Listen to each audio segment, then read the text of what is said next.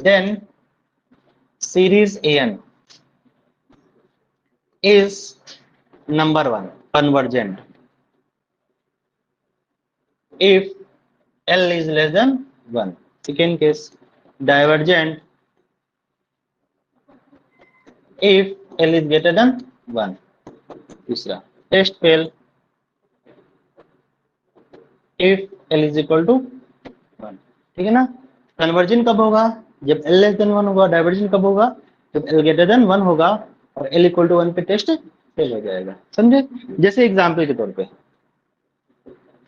Series 1/n की power 1/n, ठीक है ना। 1/n की पावर 1/n।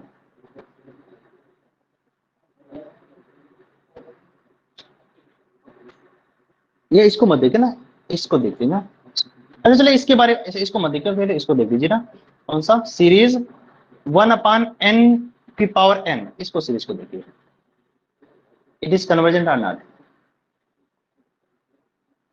तो ये पूरी सीरीज क्या है? सीरीज an है। क्या है? सीरीज an, ठीक है ना। तो आप क्या करिए, an की पावर 1/n निकालिए। an की power 1/n, so it is equal to 1/n की पावर n पूरे की power 1/n, so it is equal to 1/n, so this tending to 0 or it is less than 1, then by Cauchy's root test series 1/n की power n is convergent, ठीक है ना। इतना clear? देखिए ये जो टेस्ट है आपके, कौन कौन से टेस्ट, जितने भी आप टेस्ट पढ़ रहे हो वहां पे नेसेसरी कंडीशन सेटिस्फाई करने की जरूरत नहीं होती है। क्या? नेसेसरी कंडीशन सेटिस्फाई करने की रिक्वायरमेंट नहीं होती है। क्यों नहीं होती? आपको पता है, क्योंकि जब हम ये सीरीज पढ़ा रहे थे ना, तो आपको पता है कि an की पावर 1/n की यदि लिमिट l जाती थी इसकी एज टेंडिंग टू इंफिनिटी और l लेस देन 1 होता ना, तो an की लिमिट कहां जाती थी? 0 जाती थी। याद करो ना, बताए थे, ठीक है ना। तो इसके पूरे an की पावर 1/n की लिमिट क्या है? 0 जा रही। 0 क्या है? लेस देन 1 है, तो an की लिमिट कहां जाएगी?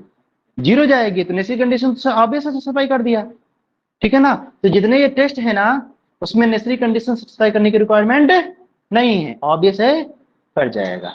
क्लियर? लेकिन एक बार जरूर आपके माइंड में आना चाहिए कि ये सीरीज आपके पास रखी है आगे, तो उसमें ये जरूर देखना चाहिए an क्या है और an की लिमिट कहां जा रही है। क्या? an क्या है और an की लिमिट कहां जा रही है, ये जरूर देखना चाहिए। अब यदि an की लिमिट 0 नहीं जा रही है तो टेस्ट लगाने की रिक्वायरमेंट है क्या? नहीं है। समझे? ठीक है। जैसे आपसे बोला जाए, लिखना है क्या? लिख लिए? लिख लीजिए।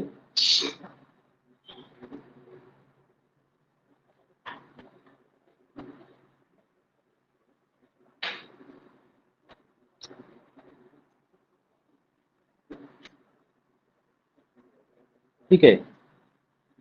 जैसे सीरीज 1/n की पावर n, इसके बारे में, ये सीरीज आपके पास गिवन है ना। अब इस सीरीज के बारे में बोलना है कि ये सीरीज कन्वर्जेंट है या नहीं है। नहीं, ऐसा n को भी लिख देना, 1/n, इस सीरीज के बारे में बोलना है ना। अब इस सीरीज के बारे में बताना है कि ये सीरीज कन्वर्जेंट है या डाइवर्जेंट है। तो क्या करिए, सबसे पहले an पे नजर जाइए। तो an क्या है? 1/, अरे पूरे की पावर है ना, वो पूरे की पावर 1/n। ये जितना भी सीरीज के साथ में सीरीज, ये समेशन के बाद जितना भी लिखा होता है उसको क्या बोलते हैं? an बोलते हैं। क्या बोलते हैं? an बोलते हैं। तो an क्या है यहाँ पे? 1/n की पावर 1/n है। और इसकी लिमिट कहां जा रही है? अब देखो, कौन बोला 0? 1 जा रही ना यार, ठीक है ना। समझे? यही चीजें जो है ना, यही चीजें टाइम जो है वेस्ट करती हैं। क्योंकि आप इसको नहीं पता ना, इसको आपको पता नहीं पता n की पावर 1/n, और आपको पता है ना कि 1/n की पावर n कहां जाता है? 1 जाता है। पता नहीं पता है, तो इसकी लिमिट कहां जा रही है? 1 जा रही है, इंफिनिटी। अब लिमिट 1 जा रही है तो क्या करेंगे, क्या बोलेंगे आगे, क्या बोल सकते हैं इसके बारे में? then directly implies it is not satisfied necessary condition, then directly implies series an is not convergent. अब not convergent तो बोल दिए, साथ साथ में और भी बोलेंगे, क्या बोलेंगे? since it is a positive term series then directly implies it is a divergent. क्यों? क्योंकि not convergent का मतलब क्या है, या तो divergent होगा या oscillating होगा, लेकिन सारे टर्म क्या हैं, पॉजिटिव हैं, then directly implied it is divergent, it is divergent. समझे ना? तो देखो आप कुछ किए नहीं, आप कुछ किए, ये इसके बारे में तो आपको पहले से पता था, ठीक है ना, लेकिन इस सीरीज के बारे में नहीं बता पा रहे थे, बता पा रहे थे, नहीं बता पा रहे थे, लेकिन हम कुछ किए, कहीं पे कुछ कैलकुलेशन किए, नहीं किए, डायरेक्टली रिजल्ट पे आ गए, ठीक है ना। अब रिजल्ट पे आने के लिए हमको कई सारे रिजल्ट यूज करने पड़े, कौन कौन सा? पहला तो ये an देखो, फिर an की लिमिट देखो, अब an की लिमिट 0 नहीं जा रही है तो क्या बोलेंगे, नॉट कन्वर्जेंट। यदि an की लिमिट पॉजिटिव जा रही है तो ऑसिलेटरी नहीं हो सकती सीक्वेंस, तो क्या होगी, डायरेक्टली डाइवर्जेंट होगी। समझे ना? तो आप नोट में ले सकते हो, क्या ले सकते हो, ये सीरीज an गिवन है और an की लिमिट l जा रही है, कहां जा रही है, l जा रही है, और l यदि पॉजिटिव है then directly implies series an is divergent. क्या बोलेंगे, डाइवर्जेंट। समझे ना? क्लियर?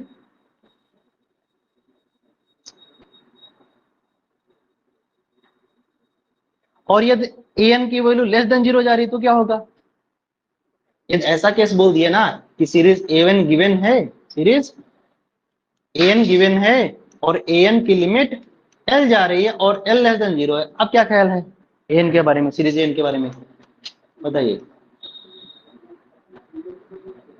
हाँ अच्छा, अब क्या बोलेंगे, कन्वर्जेंट तो तभी नहीं होगा सर। हाँ कन्वर्जन नहीं होगा, लेकिन होगा क्या, कन्वर्जन नहीं होगा क्योंकि नेसेसरी कंडीशन होल्ड नहीं कर रहा है, तो दो केस, या तो डाइवर्जेंट होगा या ऑसिलेटिव होगा, तो क्या होगा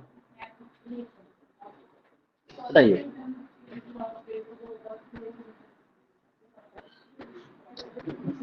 अभी तो यार सब कुछ बताए थे इसके बारे में, देखिए भाई, चलिए चलिए ठीक है, देखिए an की लिमिट l जा रही है और l लेस देन 0 है, ठीक है ना, तो दो केस होंगे, क्या केस होंगे, या तो डाइवर्जेंट होगा, या तो क्या होगा, डाइवर्जेंट होगा या ऑसिलेटिव होगा। समझे ना?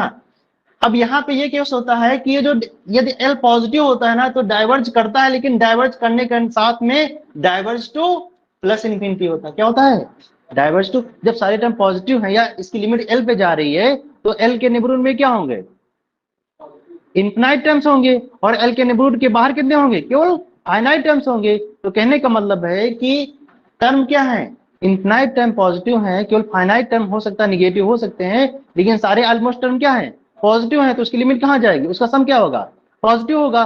और पॉजिटिव मतलब ये डाइवर्जेंट है, सॉरी कन्वर्जेंट तो हो नहीं सकता है, तो होगा क्या, डाइवर्जेंट होगा। इसी टाइप से इसमें भी क्या है कि L के नेबरहुड में है और L क्या निगेटिव है, तो डाइवर्ज ये भी होगा, लेकिन डाइवर्ज कहां करेगा, माइनस इन्फिनिटी।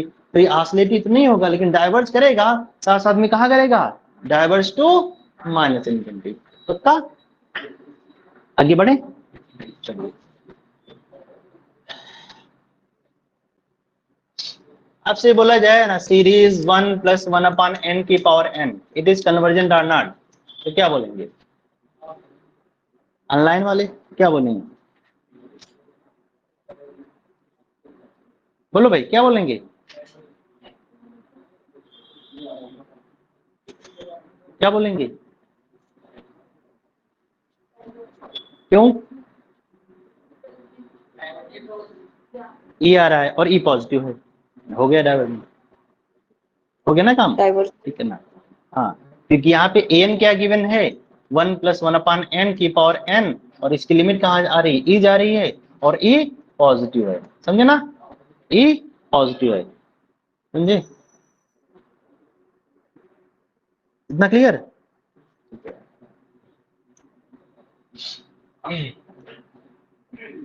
आगे सीरीज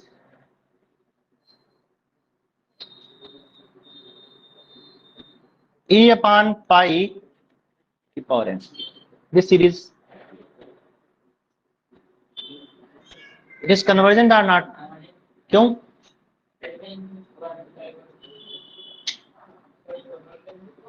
बताइए कौन से टेस्ट से, किस टेस्ट से? कॉची रूट टेस्ट से।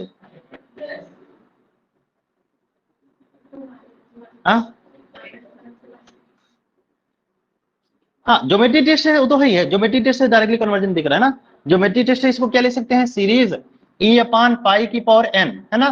तो ये क्या बना है? सीरीज r की पावर n बन रहा है और r लाइज बिटवीन -1 to 1 बन रहा है, ठीक है ना। तो ज्योमेट्री टेस्ट से कन्वर्जेंट है ना। कॉची रूट टेस्ट से भी क्या है?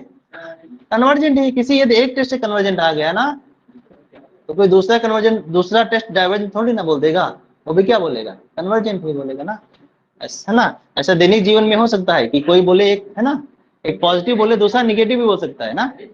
हाँ ठीक है, लेकिन मैथमेटिक्स कभी गलत में भी बोलता है ना, समझे।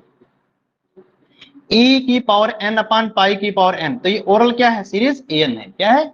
सीरीज an है। तो an की पावर 1 अपॉन n, इसको निकालेंगे तो क्या आ जाएगा? e upon pi. ओके, तो इसकी लिमिट भी क्या आ जाएगी?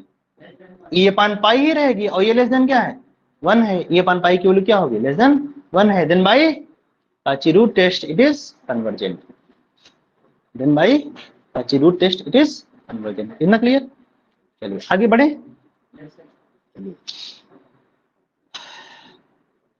Series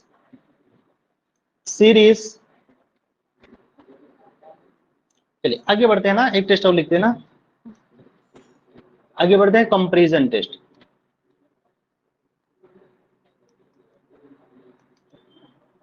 late series an be any positive term series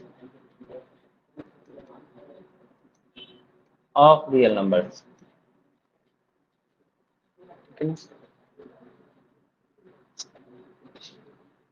and series bn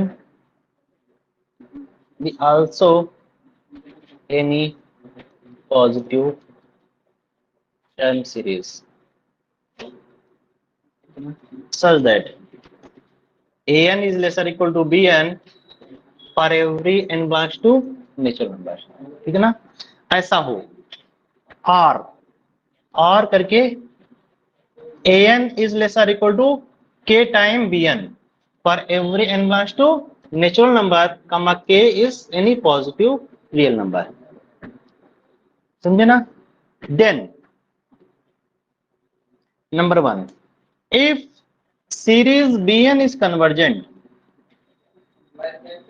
then directly implies series an is convergent. Second, if series an is divergent, then directly implies series bn is divergent. शीतल क्या बोल रहे हो? क्या? आ जाओ फिर बोलो आगे।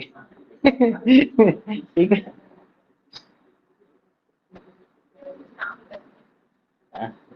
एक टाइम पे एक ही लोग बोले तो ज्यादा ठीक लगता है। ये कोई टेस्ट नहीं है, ये कोई टेस्ट नहीं है, ये ऑब्वियस है। क्या? क्यों ऑब्वियस है? क्योंकि आपको पता है, देखिएगा, यदि an कहने का मतलब ये है कि an और less or equal to bn और दिस ग्रेटर इक्वल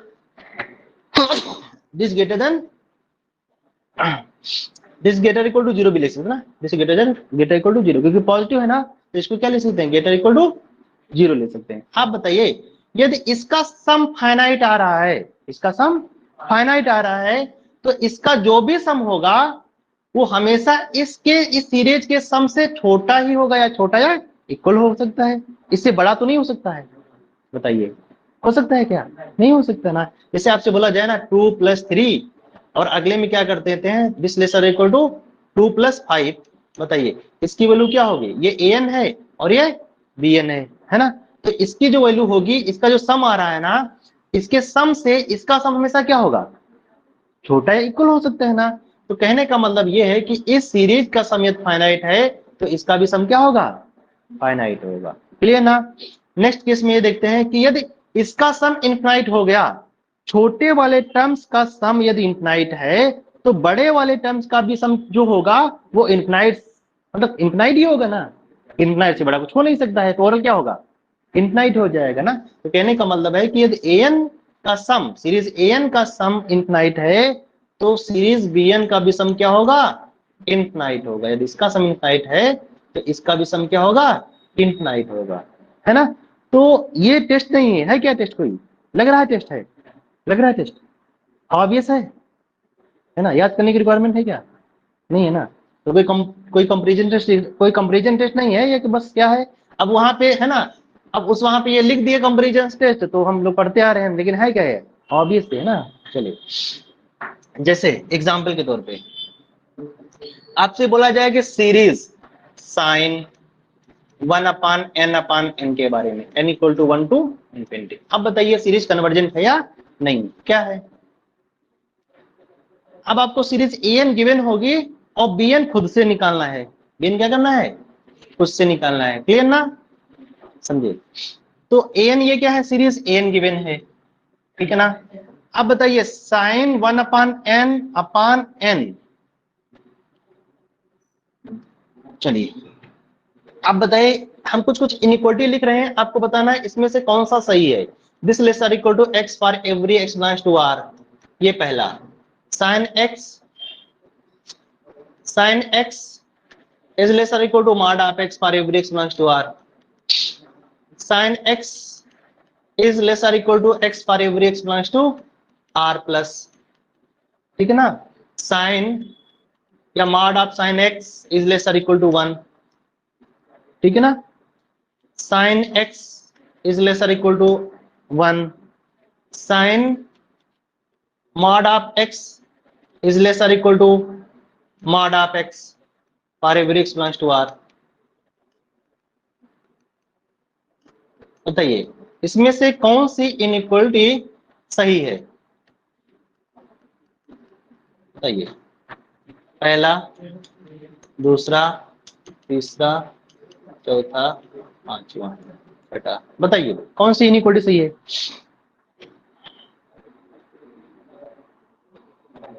बोलिए, आप बताइए साइन एक्स का ग्राफ कैसे बनता है।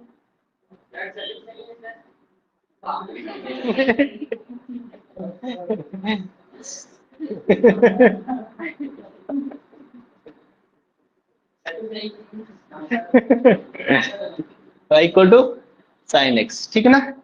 ये अब आप देखिएगा इनइक्वालिटी, देखिएगा कि जैसे फर्स्ट वाले इनइक्वालिटी देख रहे हैं कि x जो है y इक्वल टू ये साइन x जो है वो हमेशा लेसर इक्वल टू x होगा, क्या। तो आप देखिए y इक्वल टू ये क्या है, y equal to x line है, ये किसका ग्राफ है, साइन x का ग्राफ है।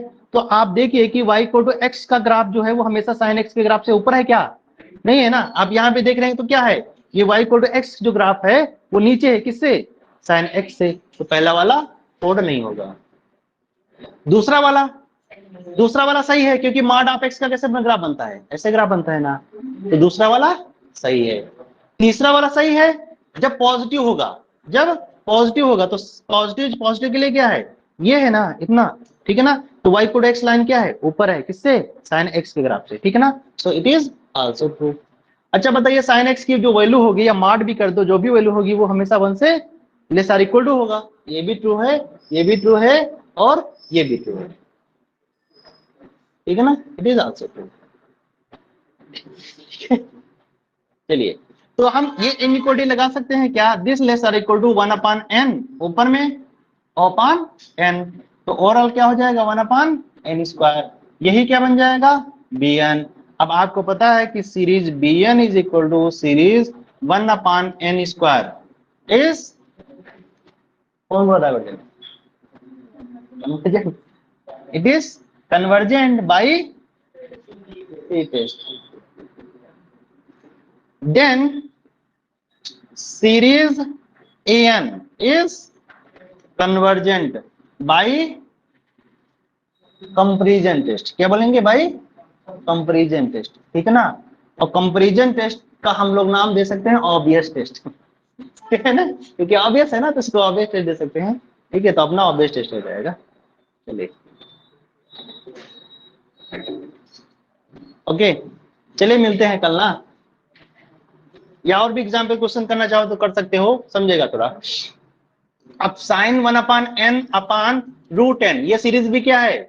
कन्वर्जेंट है। क्यों कन्वर्जेंट है? क्योंकि sine 1/n/√n is lesser equal to 1/n/√n, it is equal to 1/n⁵²। ये भी सीरीज कन्वर्जेंट है भाई, पी टेस्ट। अच्छा, इसके बारे में क्या ख्याल है?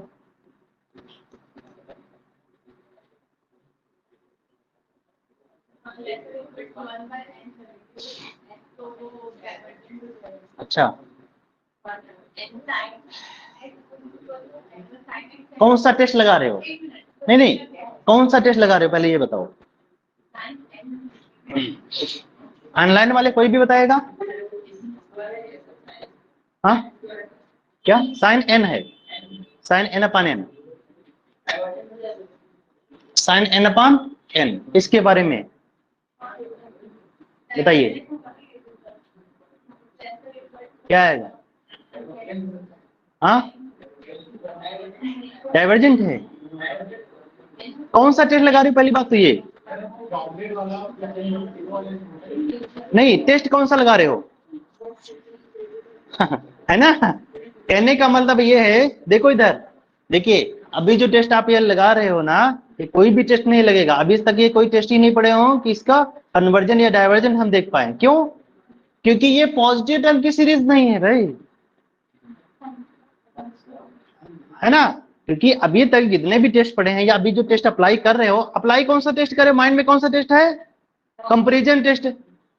तो कंपैरिजन टेस्ट के लिए पहली लाइन तो उसको समझ लो ना। पहली लाइन क्या बोलता है? Series AN/BN positive term series. जब ये पॉजिटिव टर्म की सीरीज नहीं है तो कैसे अप्लाई कर सकते हो यार, समझे। तो सबसे पहले कोई टेस्ट को अप्लाई करने के लिए उसकी कंडीशंस को लेके चलना पड़ेगा कि पॉजिटिव टर्म की सीरीज हो, फिर जो बोलता है ना वो हो, ठीक है ना। तो ये पॉजिटिव टर्म की सीरीज नहीं है, लेकिन यहीं पे साइन 1/n/n ये पॉजिटिव टर्म की थी, इसलिए अप्लाई कर दिए।